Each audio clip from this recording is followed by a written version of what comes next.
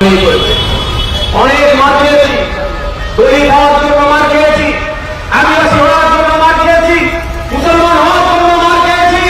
আর মার খাবো না। যে মারতে এসবে আইনের প্রশাসনের সহযোগিতা নেবো, ওই মারটাকে আটকাতে যদি প্রশাসন সহযোগিতা না করে আইন প্রমাণ না মার খেতে হয়, সেই জন্য রাস্তায় নামবো। গণতন্ত্রকে রক্ষা করার জন্য প্রয়োজনে গণতান্ত্রিক প্রক্রিয়াকে একটু ট্রিটমেন্ট করতে হবে। বাবা বুঝতে পেরেছেন কি বলছি? গণতন্ত্রকে রক্ষা করতে গেলে গণতান্ত্রিক প্রক্রিয়াকে একটু ট্রিটমেন্ট করতে হবে। 7 দিনের পর থেকে এই ট্রিটমেন্ট তাহলে কিন্তু শুরু হবে। আমি বলে দিলাম, ভয় পিছিয়ে যাবেন নাকি? কোনো থানা যদি ফোন করে বলে অফিসার এখানকার বড়বাবু ভালো লোক আমি শুনেছি, ভালো হওয়াটা স্বাভাবিক। বড়বাবুর উদ্দেশ্যে বলবো, সিভিক ভলেন্টিয়ার ফোন করে চমকাচ্ছে, এগুলোকে একটু সামলাবেন আপনার সিভিকদেরকে।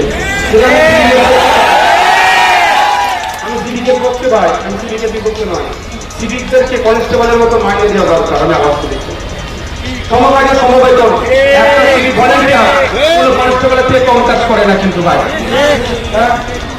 তাহলে মাইনে কেন পাবে না? কিন্তু যে সিভিক যদি মনে করে ধমকাবো চমকাবো, ও তোমার ধমকানো চমকানে রাখো বাবা। তোমার এসপি, তোমার পুলিশ মন্ত্রী আমাকে ধমকে রাখতে পারে, আপনি আমার ছেলেদের ধমকাবে। আমি থানার দায়িত্বপ্রাপ্ত আধিকারিকের উদ্দেশ্যে বলবো, এগুলো আপনাকে লক্ষ্য রাখলে সবার সুবিধা অসুবিধা। আমরা সংবিধান প্রেমী মানুষ, গণতন্ত্রে বিশ্বাসী, সুবিধা অসুবিধা থাকতেই পারে। বলবেন আমাদের নেতৃত্বরা আছে, অফিসার ফোন করবে। একটা সিভিককে দিয়ে চমকাবার যদি চমকায়, আমি তো ভাববো সিভিককে ফোন করছে। এখন আমি ভাববো